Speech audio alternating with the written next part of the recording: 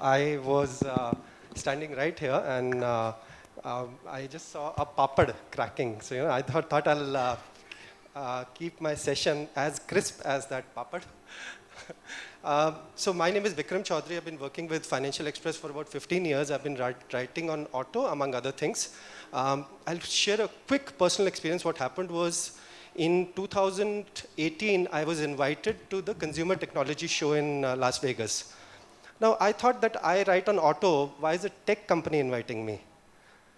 But when I went there, I realized that the Consumer Electronics Show had become the world's biggest auto show. So that is the convergence which is happening. On that note, I'll just introduce once again. I don't want to repeat, but starting with, sir, can you just introduce yourself and just, what exactly does your company do in India? So good afternoon all. Akilur Rahman, I'm CTO for Hitachi Energy India. We are into power and energy. Of course, the connection to automobile is basically the cyber security, the energy, and also the electric vehicles. And of course, as a predecessor of this company, we also have the robots for your manufacturing. So this subject is very interesting because we have a lot of connectivity now. The vehicles, they are connected. We are talking about IoT, Internet of Things, but I would take it also IoT services and people. So everything is connected, and also looking at the EV electric vehicle scenario, the connectivities are much more. The attack surfaces are much more from cybersecurity point of view. I think we need to discuss how the availability, integrity, and confidentiality of data and also connectivity is important in this space. I would like to, I think this is a short introduction, so that's, then we'll come to the subject later. Thank you. Yeah, Mr. Marcus. Okay, thank you very much. Good afternoon, everybody. It's a big challenge for us because we are the ones between you and your lunch. So we really have to see how you keep, how you're interested. But cybersecurity, so first of all, my name is Marcus Pfefferer. I'm the CEO of Tipple Solution, which is a boutique data analytics firm headquartered and based here in Bangalore. And obviously, as a data company, we always have a close eye on data security, and that's so the relevance for us to be here. And we do some work mainly in the commercial and off-highway equipment with some solution providers together right now. So the topic cybersecurity and connected vehicles or connected mobility is a topic which is sometimes not stressed enough to a certain degree, because it's such an important topic, and it's such a challenging topic because the connected vehicle ecosystem is so complex, so vast, and has so many access and entry points where attacks can happen.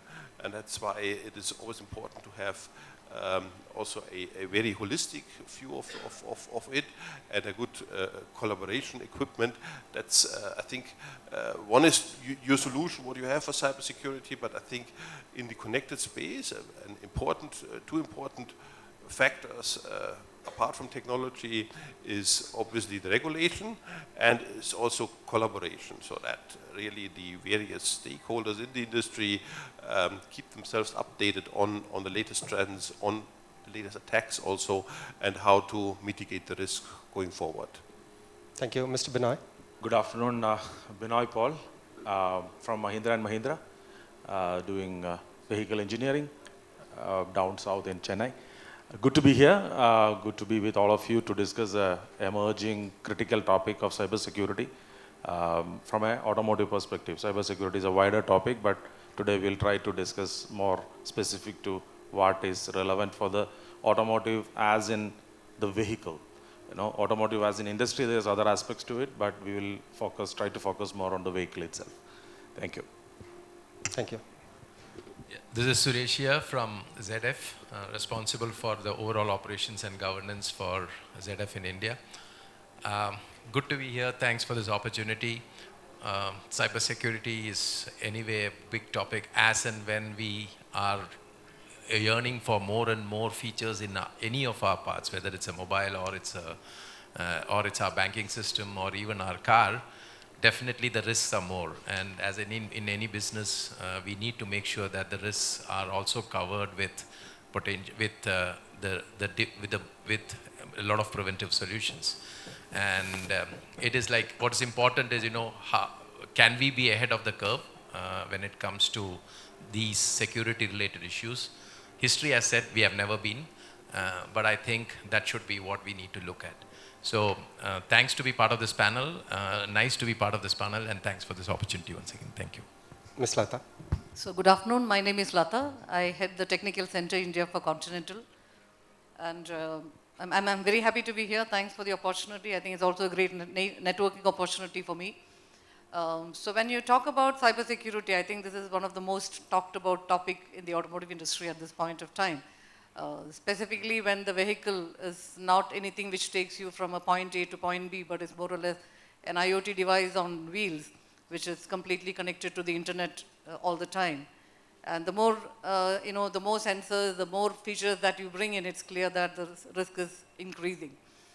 And I come from the software side, the R&D side, and when you look at the current vehicle, which is, the standard car, which has got around 100 million lines of code, which graduates to around 300 million lines of code by 2030, it's really clear that this is a topic that we need to focus and also address the issues. Yeah. So looking forward for an interesting discussion.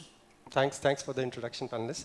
A lot of you might know that in 2015, two cybersecurity researchers compromised a Jeep Cherokee. They controlled its steering, as they show in Hollywood films. It's an open question to all the panelists. Do we need to rethink cybersecurity for automotive vehicle part? Open question, sir. Maybe I'll try pick that up. So it is different. As I said in my introduction, cybersecurity is a big topic, but within the vehicle, cybersecurity is a very unique topic because, as Lata alluded to, there are sensors. This is not only to do with the SIM which connects you to the cloud. This is to do with your Bluetooth. This is to do with your Wi-Fi. This is to do with your RF. Attacks can be in any of those connections. So vehicle is very connected in multiple ways, in multiple means. And the other angle to the automotive challenge is the vehicles are designed and developed for 10, 15 years of usage, unlike a mobile phone. So your hardware design itself has to withstand a cyber attack possibility 10 years, 15 years down the line. And this is a technology, or the capability of a hacker is evolving. It's an ongoing challenge. It is not a solution which you do at SOP and forget it. That is a unique challenge in automotive compared to any other cybersecurity challenges. So, if I may add, I think it is also due to the complexity of the vehicle is increasing. And the other thing, if you look at the automotive industry, I think the whole product is created by different set of suppliers, the component sources, multiple tier 1, tier 2, collaborating together to make the system. So when you talk about cybersecurity, it's not only to do with the OEM, it is again to do with all these, the chain that goes behind, and that makes it a little bit more complex. The other dimension is also that if you look at most of the automobiles that we have, there is also a lot of legacy software which is in. So we are talking about legacy software, and then you have the new thing coming in. So how to make it secure with both these aspects coming in is also a complexity that we are seeing at this point of time. Okay, I would like to add here, if we look back, 20 years back, 30 years back, so the cyber security, the hackers, they were after financing, financial banks, transactions and all. So more or less that is now, of course, secured. Of course, there are still vulnerabilities, but the next sector which is most attractive for the hackers is actually the mobility. Because they know that now you have much more vulnerability in the mobility with lot of connectivities. As I said, it is not only things which are connected, sensors and all, but also services, a lot of services running, web-based services, cloud-based services, a lot of people also. So things in Internet of Things, services and people. People in the sense, it's not only the person who is driving the car, but also at the back end you have the OEMs, you have the, let's say in the EV space, you have the charging infrastructure provider, you have also the utility which is providing the energy. So all these, there are users. And then in cybersecurity, always believe that it's not just the things which are secured, but it's very, very important that the users of those things or services, they are very important. You may have very secure system, but any malfunction or anything which is triggered by user can really cause cybersecurity incidents. I think this is the sector which is going to be most attractive for the hackers, ethical hackers and non-ethical hackers. And that's why we need to address it, because the attack surface is more and more in future in mobility space. Yeah. And to add, I think another important aspect is like the way once the mobile came, we had stopped keeping our data related to the phone numbers or even the personal data of our friends.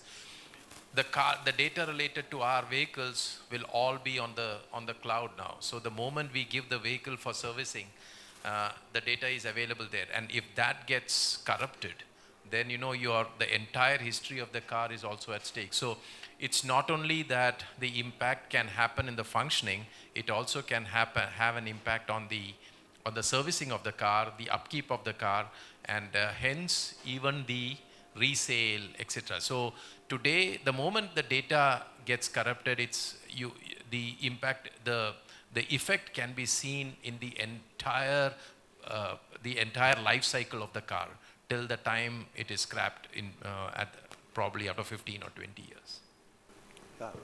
Most probably even beyond, because if the car is scrapped, but the data is still there.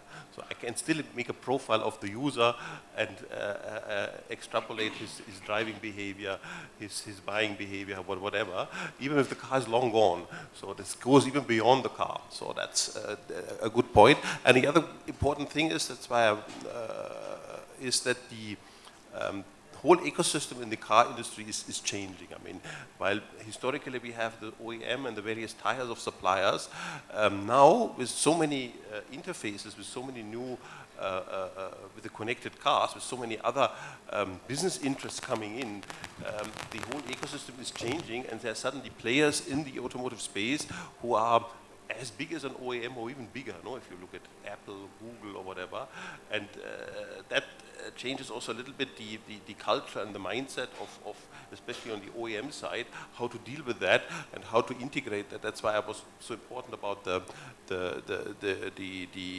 exchange and having a constant collaboration across the lines. And the other thing is, while we see always the risks and the downsides, obviously also technology gives us also new tools to make the car or to make a cloud environment more secure. So with certain algorithms, you can detect anomalies also in a very early stage and raise red flags. That is super important. But finally, the big aspect, and what we never should underestimate, the criminal mind is quite unique in the humankind, and it's always we should always anticipate they're one step ahead of us, and that is I think the big challenge. And as you rightly said, monetizing entry points or hacking points is something which when we see these big dramas, when they take over a car, we always see it from they can threaten life, but it's small things which can make the impact, no? I mean, as the Economist once said it in an article on autonomous cars, what will happen if you want to start your car early in the morning, and instead of the car starting, you get an SMS and saying you have to wire $100 to this bank account. Now, obviously, you will do it because you have a meeting, you have to bring your kids to school, and these are the small little things. It's then the volume which makes it attractive for them, and that's because by the time you will report it then to the police, this money is long gone. Thank you, Mr. Marcus. Mr. Suresh, you talked about data. So I just want to understand from you that is there a way out at the OEM level how to secure cars against cyber attacks? I mean, does it has to start at the OEM level, supplier level? Where exactly has this to start? It has to be at the entire value chain. You cannot say that OEMs will protect their part of it, because today we are not talking about, even if you look at the suppliers, we are not talking about child part suppliers. We are talking about system suppliers. The OEMs are really looking for suppliers who can give an aggregate and just not a few parts which they will assemble. And the software is extending across the entire part chain. So from that perspective, you cannot have a development which is in silos. It has to be a co-development, because the data which is coming from the engine or from the transmission has to be in such a way that it can be captured and converted into meaningful information. It cannot be that, okay, simple layman example, it cannot be that they are not compatible at all. So from that perspective, all these things has to be done in such a way that the entire value chain is being covered, not only till probably not even at tier 1, maybe it may have to go to tier 2 as well, because the aggregates are being done from the tier 2 suppliers and combined. So that's what I would see, I would imagine. Thank you. Just one thing, you, the audience, are the most important part of this session. So even if you have questions in between, just please raise your hands and you can ask. Thank you. Ms. Lata, so there's one thing which has not been discussed much, which is about regulation and cybersecurity. Would you have some words on that? Like, what kind of regulation does it need? So regulations are there, but it is not probably, automotive industry is pretty old, but cybersecurity came in much later, right? Okay. So we do have regulation. The main one which I would say is what is coming from the United Nations. UN has been playing an important role in bringing a lot of regulations in the automotive industry, whether it is braking system or airbags and many other topics. So similarly, 2018, they brought in a kind of a standard here, and it was called a UNECE WP29. That's the kind of a standard, and there are actually two components to it. So one is, if you look at it, what is a cybersecurity management system? That is the one part. And the second thing talks about how do you have standards for update of software. So there are the two things. So the first one is, this was actually accepted by almost close to 60 countries in the world, and if you look at who is practicing it, I think Japan is very much a front runner in that, followed by Korea and also US. And I understand that most of the Indian manufacturers are also looking at some of these standards and already starting to incorporate this in the system. So this regulation is quite interesting. So it's basically, if you look at it, it's a kind of a common sense workflow. Yeah, it really looks at kind of, you identify the asset, what is there. You kind of look at what is the kind of potential attack that can happen to the asset. Then you look at what are the kind of paths that you follow to get into this attack. And you do a kind of an impact analysis, and your cybersecurity policies and other things are working around it. So it's not rocket science. But at the same time, what is happening now is that even though it can put certain business barrier to certain OEMs at a certain point of time, these regulations, that can happen. But can you tell that if it is certified or if the regulations are followed, that you will not have a cyber attack? No, that's not possible, because the hackers are also kind of finding more and more ways to attack. So it doesn't make a foolproof system. It helps. That is one part. So what they have done is the UNECE, they have captured around 69 possible paths for which 7 vulnerabilities can occur, and they have published a list of what are the possibilities that you can do, and these things have to be taken care in a system. But the end of it, in the value chain, as Suresh was mentioning, it is a part of every value chain, and we need to do an analysis which we call it as TARA, which is a kind of a risk assessment and analysis that needs to be done, and that becomes the core if we want to take the whole cybersecurity topic forward. Thank you, ma'am. I think I got a new article idea to work on. Thank you so much for this. Maybe I can I add here? Yeah. Actually, I come from industrial automation, robotics, and also the energy industry, where the cybersecurity has been there since 2-3 decades. It has been addressed. And in many countries, the regulations, the standards, they have come in force maybe 10, 15, 20 years back also.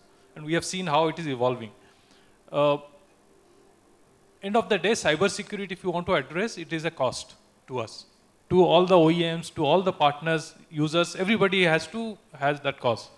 Then it's all about how much risk you can take in case there is some vulnerability or cybersecurity incident, and how much cost you can cover for that. So it's a balance of that. We have seen that, let's say in industrial domain or maybe in robotics and industrial automation domain, if there is a cybersecurity incident and it trips a circuit or it trips a robot or it malfunctions the machine, or in a refinery where a lot of thousands of sensors are there, they are connected, all. And if there is something failing, it may lead to some safety hazard. There are a lot of hazardous gases emanating out of the process.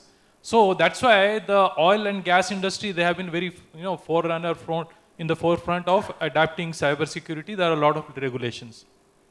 Similarly, in energy and power domain, the US, they saw that, okay, if there is a cyber security attack, it can actually lead to a blackout of a particular city or state or even country, region.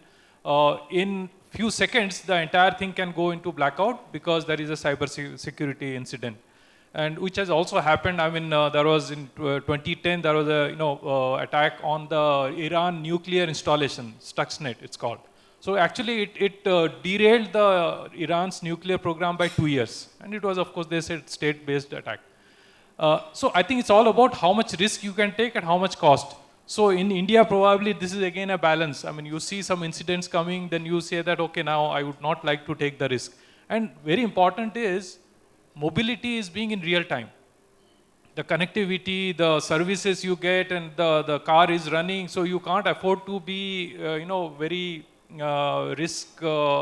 taking a lot of risk, because it may lead to, let's say, autonomous car, automatic car, it may lead to, safety hazards. So that's why it's all balance of, and this will evolve. Technically, I think the standards are there. It's a matter of how much you can implement. Thank you. Mr. Binoy, so there's one question which even I have, I've been wondering over it. Are electric cars more connected than regular conventional cars? And if yes, do they need more cybersecurity measures? Electric car needs connectivity. Non-electric cars can run without connectivity. Okay. But all the vehicles now, its connectivity is more driven by the customer user experience requirements. So every vehicle is connected. So the connectivity is more driven by the infotainment requirements than the functional requirements. But to the point, for electric vehicles, definitely connectivity is more important, because you are doing a lot of cloud analytics of your battery, you are looking at the charging infrastructure, you're searching a lot of information from the cloud to functionally satisfy the vehicle. Whereas in an ICE engine vehicle, that's not needed. But connectivity is all prevalent now. All vehicles are connected, especially the boom which we are seeing in India. Over the last 3-4 years, most of the vehicles are now connected. People are buying only connected cars, pretty much. Because we have got used to this mobile phone, we got used to always connected. So in the vehicle also, you want to be connected. So it's a user experience driven thing. So yes, connectivity is important, and once we get into EV, it becomes 100% connected. Today, maybe 20-30% of the new sale is connected vehicles, but when it get into EV, all 100% of EV will be connected. So that way, the number of connected vehicles will go up. On top of the internet connectivity, to mention the charging infrastructure also, there is a CCS2 protocol. So you are actually creating one more threat vector in the whole vehicle. So you're creating a charging interface, which is also a communication interface. The PLC communication interface is also a charge. It's a charging interface is also becoming a threat, additional threat. Whereas when you do to fill your gasoline or diesel, there is no communication happening. Whereas when you're charging, there is actually communication happening. And it goes to the cloud also. So there's additional threat vector which comes in EV from a cybersecurity perspective. Yeah, just to add another thing here, one is the charging infrastructure, but behind that also you have the energy infrastructure, the power, which is again in real time connected. So you have more elements of real time connectivity, real time automation. So the vulnerability, the attack surface is much more there. So it's important. And, Mr. Marcus, there is also, we also discussed earlier that this connectivity is two-way. It's not just from car to charging station, but charging station to car also. Charging station to electric car, right?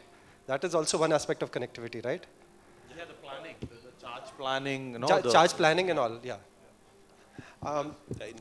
Just to add one point, in Shanghai they have a very sophisticated system where they have a map of all of Shanghai with all the charging points of all electric vehicles by type even, and the battery, the charging, how much the batteries are charged.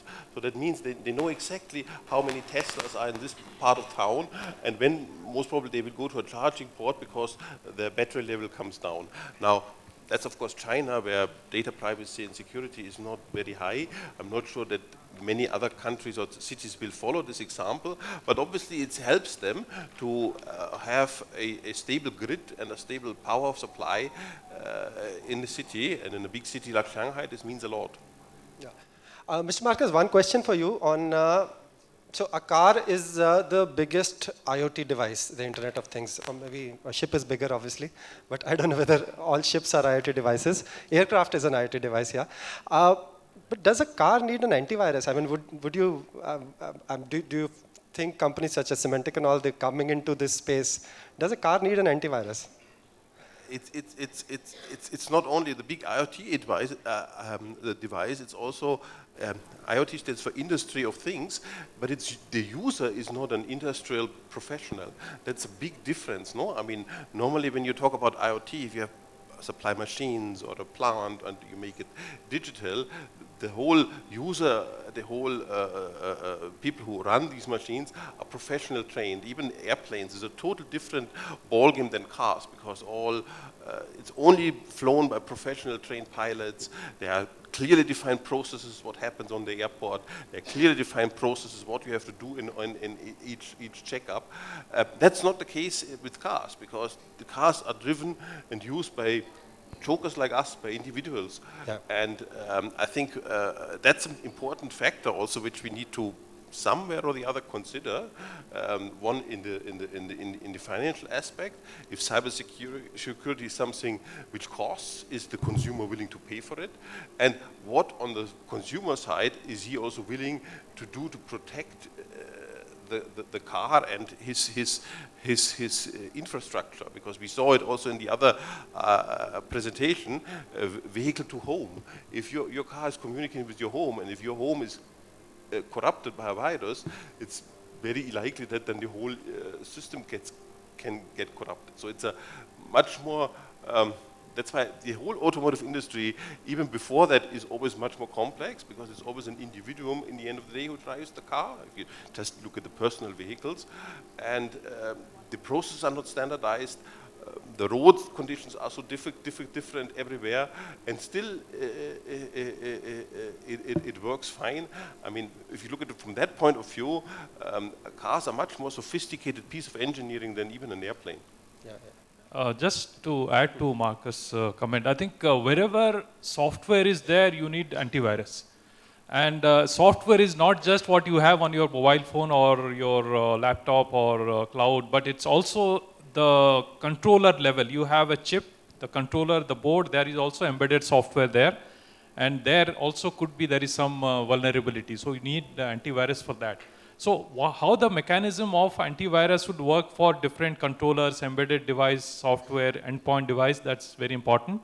And this is again a very continuous kind of thing. Antivirus, comes every day, every update, you see, you don't realize in desktops, it's almost like a daily basis, you get a lot of updates. That's the ecosystem what we need to build in mobility, that it's continuously updated. And of course, there are also embedded software where you need to have the patches running on the software. So this is going to be very continuous kind of exercise. Cybersecurity cannot be just one time. You can't achieve it one time by one or other entity. It has to be everybody, all the stakeholders, including small component manufacturer, OEMs, service providers, fleet owners, operators, app providers, cloud.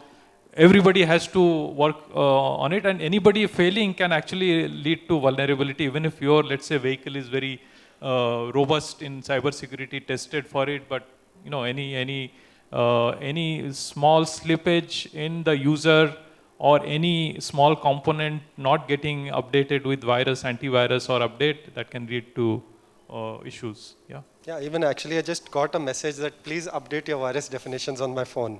you know, so. So I wouldn't call it antivirus. Okay. The difference in automotive is we are a bit more closed.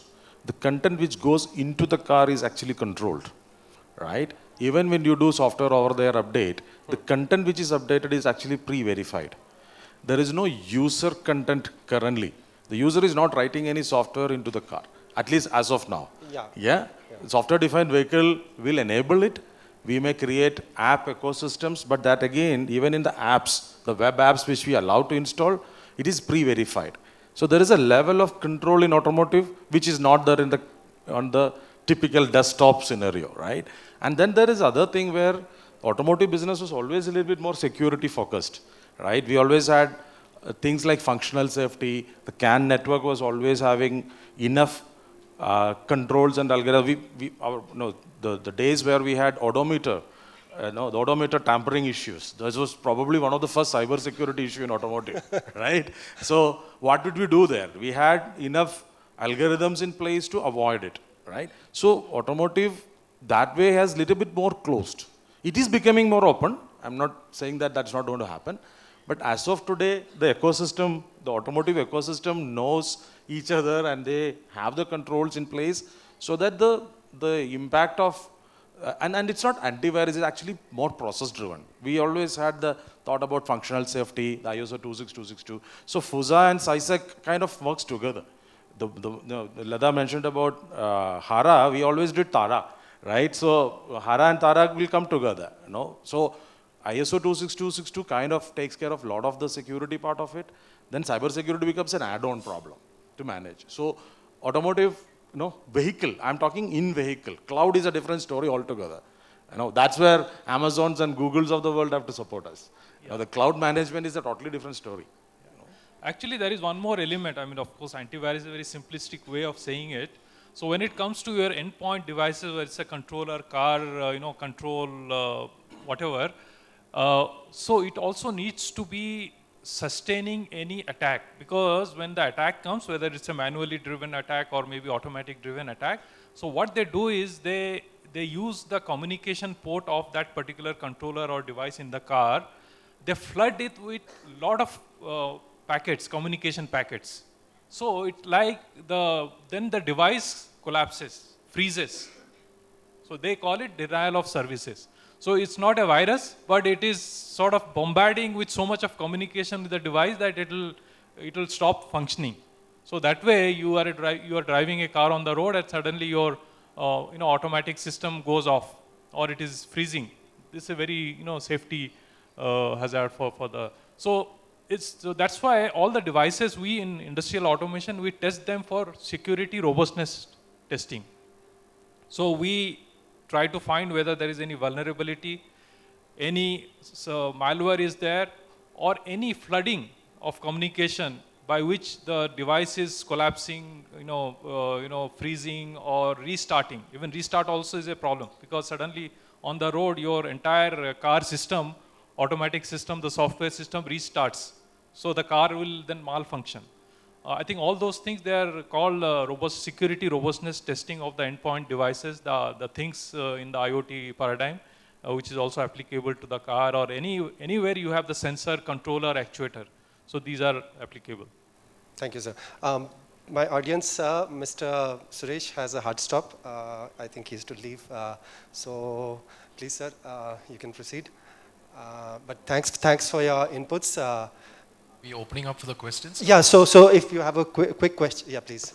The car or a vehicle is a system of systems, as somebody mentioned in their previous talk.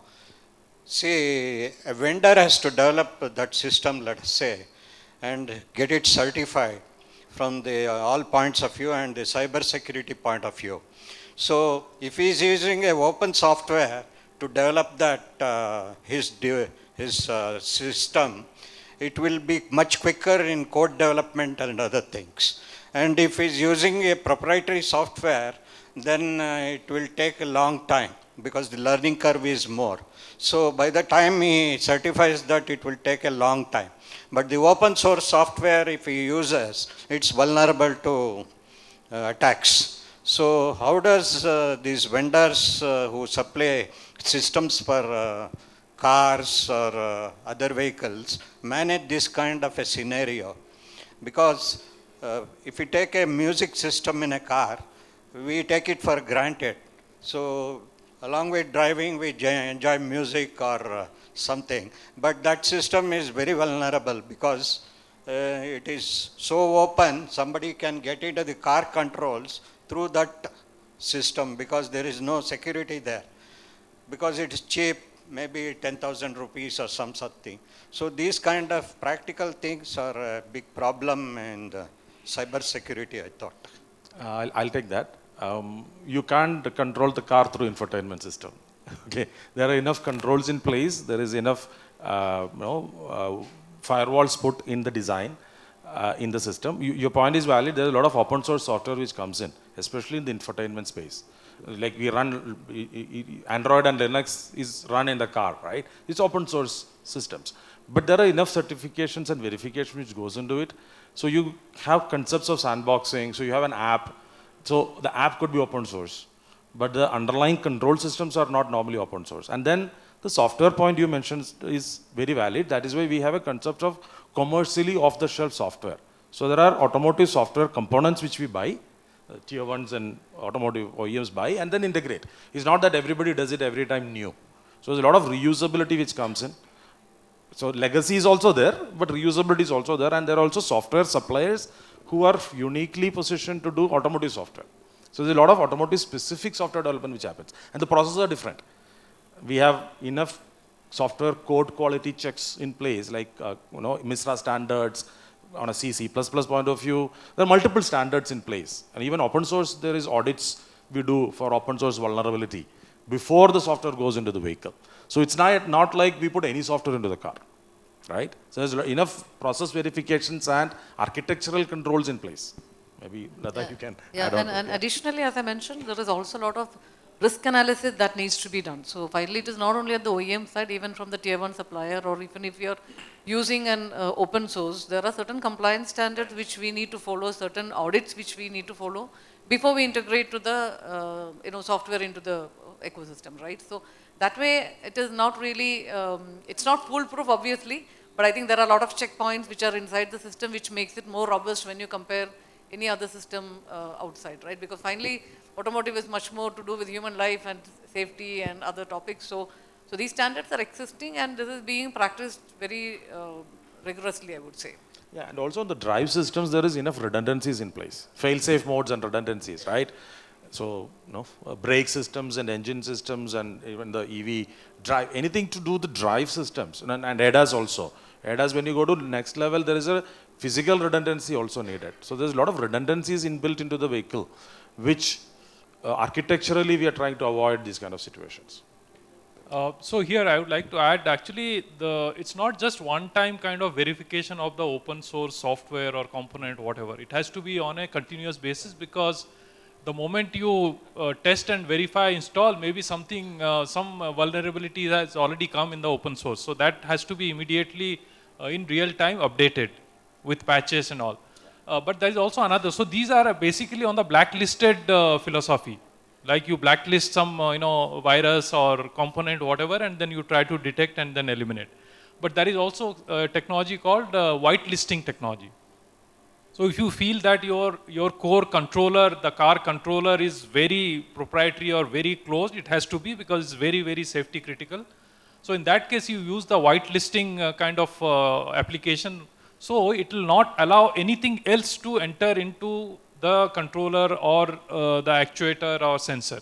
So it will block everything. So that is how you have to use the combination of whitelisting and blacklisting. And blacklisting is basically, if it is open source, and you need to also have updates and antivirus software coming and installing time to time. Yeah. Thank you. So we have one more question. Hi Binay, let me reintroduce. My name is Manjunath. I am from Accolade Electronics. We are the largest telematics control unit suppliers to Tata Motors as OE. We supply more than 250,000 per year. From that perspective, I come back to what you said. Today, automotive OEMs in India have ensured adequate safety on the vehicle level. For example, you have now GDCU, I mean the telematics control unit is no longer part of the PCAN or the ICAN, it is kept outside.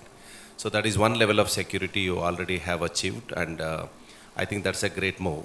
This already saves 80% of the attacks within the network, which you always take care, and you also have total control over the apps that is installed on your server. When I say your means OEMs, right? It could be Mahindra, Tata Motors. So you have adequate safety.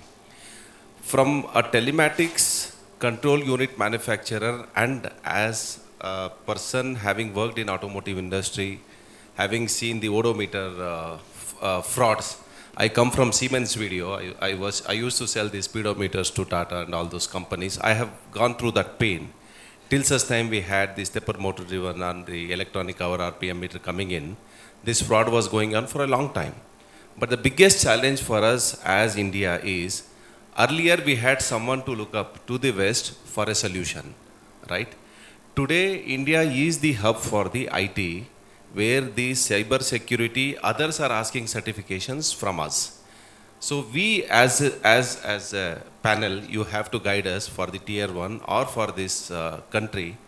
How do we start the cyber security at the automotive level? Is there any company which is associated with Mahindra is already a supplier of any system with auto cyber security? Because I have been struggling to get people in the automotive IT, automotive cyber security.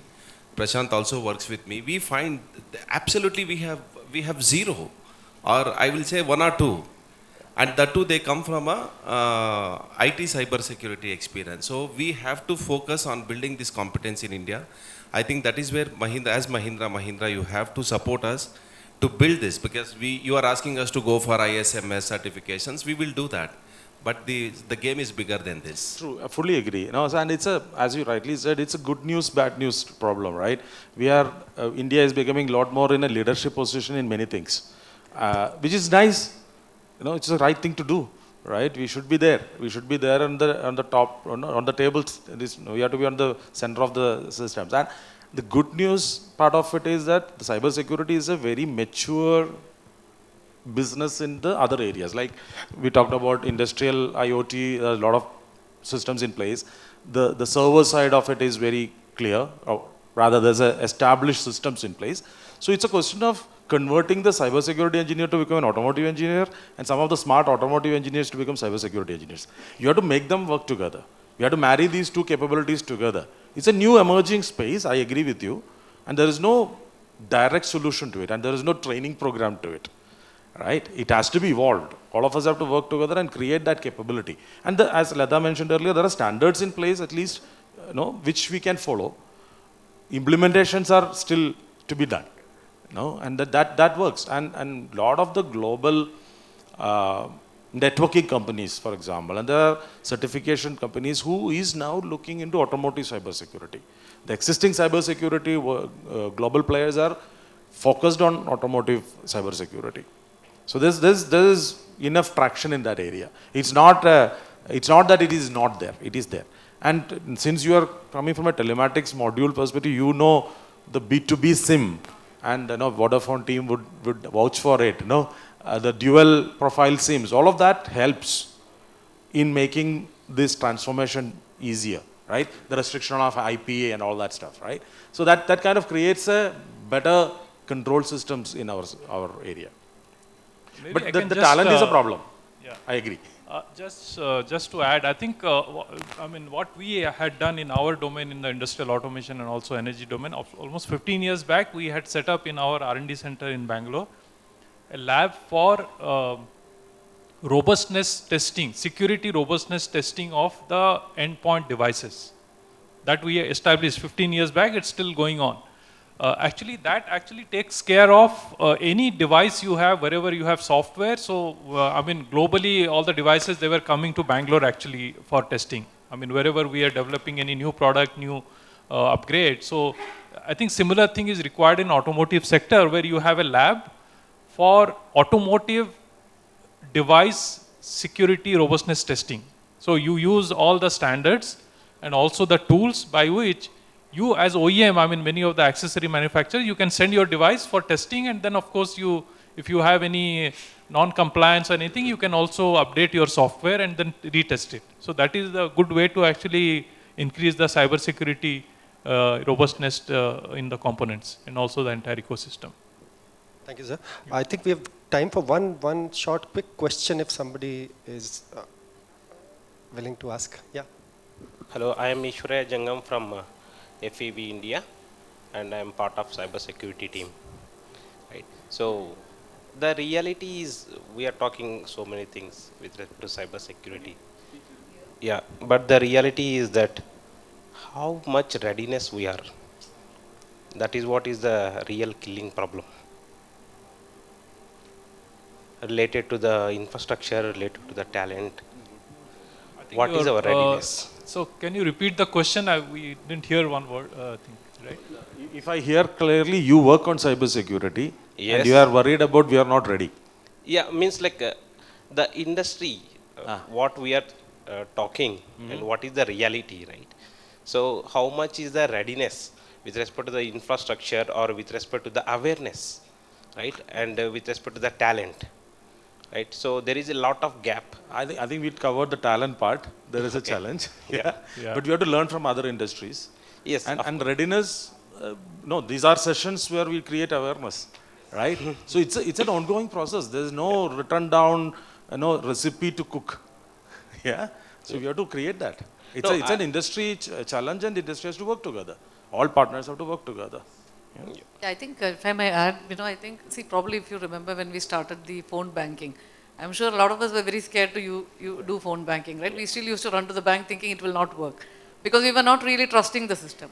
Now, if you look at, somebody wants to drive a completely L5 autonomous car, many of us would hesitate because do you really trust the artificial intelligence behind the steering wheel, or do you really want a human? I think these challenges are there when you introduce any new technology, and I think it takes a little bit of time for the technologies to mature. But I think one thing which we discussed before the panel also is that, how as industry we collaborate together and how do we kind of accelerate it. So that is something which we can to look at, but this will take time, and every time I'm sure a hacker will find a new solution, right? Yeah, and then we have to find a antivirus or maybe some kind of a solution to fight it, right? The patch up, right? So it's evolving. So the question is that how do we accelerate to do it? And I think more or less now the automobile industry in India is working in a mode of co-creation through collaboration. That's what all of us are talking about, right? So how do we work, all the partners probably who are sitting in this dais, how do we really cooperate together and make it happen would be something which we need to think. Really accelerating the path. That's what I would say. Yeah, means like I just want to understand about the next steps, what we are towards, because we know that there is a lot of gap, right? So what is the steps what we have taken to fill this gap? I think it's a very generic question. I wouldn't agree that there's a huge gap to start with. Yeah, it's evolving, and we will work together to make it happen, right? So, we can take it offline, you can talk separately, but I don't necessarily agree to your point that there's a huge gap and there's a lot of work to do. No belittling of that. But it is not an unsurmountable problem. Okay? Thank you. I think we've overshot the time. Excuse me. One last question. Yes, is there any predictive analytics in place for maintenance, just in case anything gets conked out? Yes, I can take that. So in cybersecurity space, of course, in industrial domain, so there are a lot of intrusion detection systems. So it can detect any intrusion happening, any attack happening, or any likelihood of attack, vulnerability happening. And also there are AI-based algorithms which are running, which will, scan the whole system, the endpoint devices, the communication, and say that, oh, there is some, intrusion is happening in your system. So they are there. Technically, they are there, like in energy and industrial automation, it is there. But in automotive, I think it can be definitely applied. Yeah. Thank you so much, panelists, and Ms. Lata, Mr. Suresh, Mr. Binoy. Thank you. Yeah. I think you're running out of time. Mr. Marcus.